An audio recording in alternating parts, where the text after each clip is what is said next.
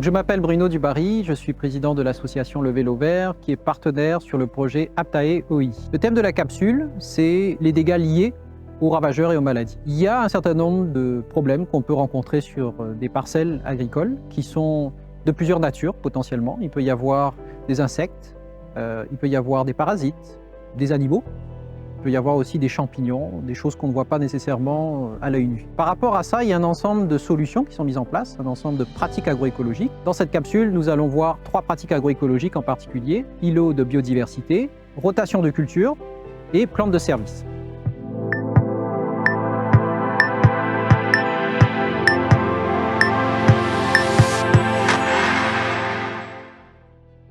Bonjour, je suis Ashley, je suis assistant des opérations à la propriété sucrière de Union. Donc, à savoir qu'on utilise la technique push and pull depuis la mise en place du projet Smart Agriculture depuis 2018. Donc, la technique push and pull implique principalement l'utilisation des plantes de service. Donc, les plantes de service, qu'est-ce que c'est?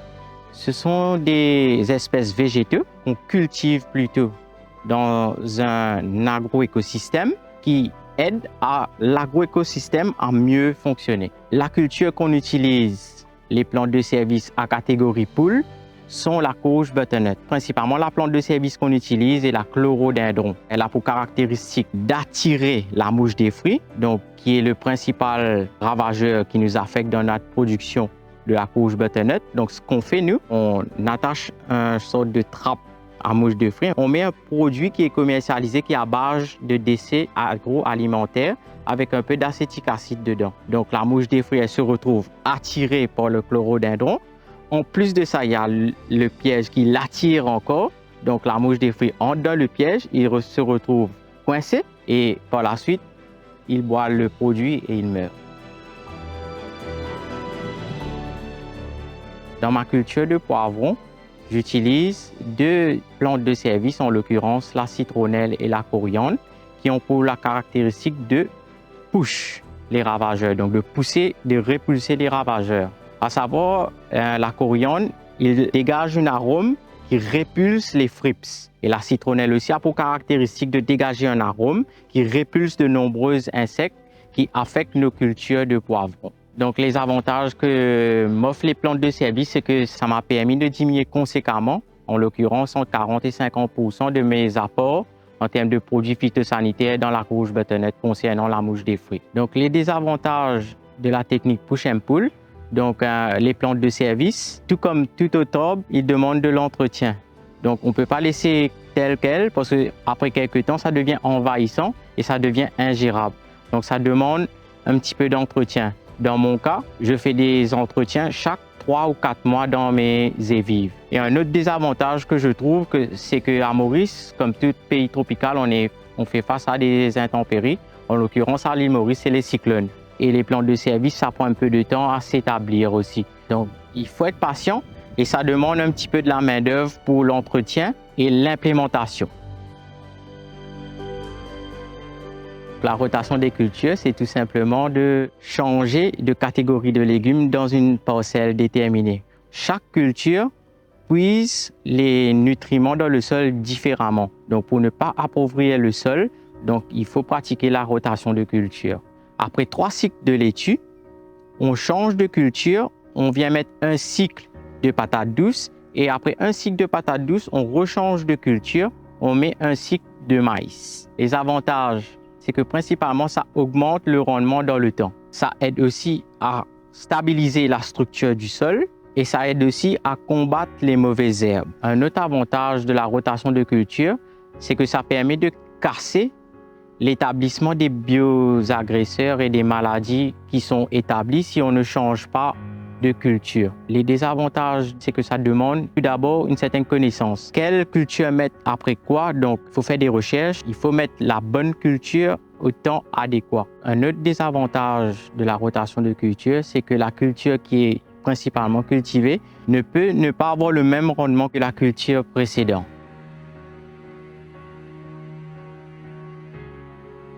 Je m'appelle Margot Roux et je suis coordinatrice du programme Amber Roi 3 Un îlot de biodiversité, en fait, c'est une zone qu'on va mettre en place sur la ferme, dans laquelle on va installer pas mal de plantes différentes, une diversité de plantes, et qui va permettre de venir en aide aux cultures qu'on a sur la ferme. Donc c'est pas des plantes qu'on va forcément récolter ou manger, ou voilà, c'est pas forcément leur fonction première, mais c'est vraiment des plantes qui vont apporter une diversité au niveau de la faune, de la flore, et qui vont permettre justement de réguler un peu l'écosystème, les populations d'insectes, etc. sur la ferme, pour aider à mieux produire et éviter les maladies et les ravageurs sur les cultures. Ça peut avoir différentes formes sur le terrain.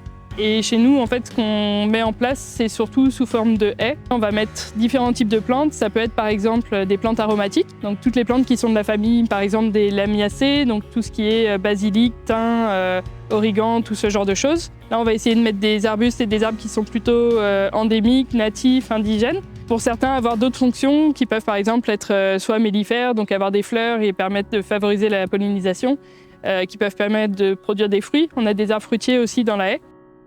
Donc on a planté cette haie il y a 3 semaines, donc à côté de notre parcelle de maraîchage. Donc sur la parcelle de maraîchage, on a plein de légumes différents, plein de cultures différentes. Et du coup, on avait besoin de mettre une haie ici pour plusieurs raisons. Donc pour le vent qui arrive vraiment de ce côté-là et qui impacte les légumes sur la parcelle. Et pour tout le côté push and pull pour aider dans la gestion des maladies et ravageurs sur la parcelle. On a mis plein de plantes différentes, dont des endémiques, donc des arbres et des arbustes endémiques et des plantes aromatiques. On a d'autres types d'arbres qui ne sont pas forcément endémiques mais qui servent par exemple de brise-vent. Donc ça c'est un ashoka. Entre les grands arbres, des petites plantes aromatiques. Donc on a par exemple le basilic, le tulsi. Ensuite on a le café marron, du bois de rainette, du thym, bois balai, bois pomme et encore du basilic. Donc la fonction de la biodiversité qui finalement reprend un peu le principe de push and pull, c'est-à-dire que la haie, les plantes qu'on a mis dans la haie vont attirer des insectes qui sont auxiliaires, donc des insectes qui vont, par exemple des abeilles, qui vont permettre de polliniser des plantes, de produire les fruits sur les cultures. Ça va aussi permettre du coup d'attirer des insectes qui vont permettre de contrôler en gros tout ce qui est ravageur sur la ferme. Donc il y a des insectes qui sont soit prédateurs, donc mettons qu'on ait des pucerons, des alurodes, des trips ou des choses comme ça sur nos cultures. C'est des choses qui sont assez courantes et en fait les plantes qu'on a mises ici, elles vont permettre d'attirer ces insectes qui vont être prédateurs de nos ravageurs sur les cultures. C'est-à-dire que ça va manger les insectes qui abîment nos cultures. Et il y a aussi d'autres insectes qui sont attirés, qu'on appelle parasitoïdes. Et donc, c'est des insectes qui vont mettre des parasites dans les ravageurs de nos cultures. Donc, qui vont en fait finalement contrôler la population. Donc, c'est soit ils les mangent, soit ils mettent un parasite. De différentes façons, ils permettent de contrôler les populations de ravageurs sur les cultures. Les challenges pour mettre en place une haie sur la ferme, c'est déjà de savoir qu'est-ce qu'on va planter. Donc d'identifier quelle plante est utile, à quoi elle peut servir et surtout savoir si ça va être utile par rapport aux cultures qu'on a mis en place. Donc il existe quand même pas mal d'ouvrages là-dessus pour savoir quelle plante est intéressante. Mais c'est déjà un premier travail d'aller identifier les plantes qu'on va mettre en place dans la haie. Un autre challenge, c'est de trouver ces plantes, donc trouver les boutures ou trouver les graines. Et c'est un petit investissement quand même au début pour acheter les graines et mettre en place. Mais sur le long terme, c'est intéressant dans le sens où ça va vraiment permettre de gérer les populations de ravageurs sur les cultures.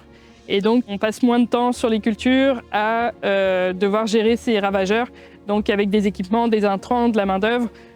Tout ça devrait diminuer grâce à la mise en place d'un îlot de biodiversité. Une autre contrainte, c'est d'attendre que toutes les plantes prennent et qu'elles grandissent suffisamment, qu'elles fassent des fleurs, etc. pour vraiment attirer les insectes qui nous intéressent et du coup vraiment être actif d'un point de vue push and pull et d'être fonctionnel par rapport à nos cultures, quoi. Ces pratiques agroécologiques que nous venons de voir sont présentes à l'île Maurice, mais également sur d'autres territoires. Par exemple, pour ce qui est des rotations de cultures, l'archipel des Comores a aussi participé à l'inventaire des pratiques agroécologiques en répertoriant cette pratique précisément. Les Seychelles également sur les plantes de service. Donc on est toujours dans une approche régionale, puisque c'est un projet qui s'appelle Aptae-OI et qui vise à capitaliser, inventorier et valoriser en fait l'ensemble des connaissances pratiques en termes de transition agroécologique, dans le cadre d'un programme plus large qui est le programme régional SANOA, financé par l'Union européenne et porté par la COI.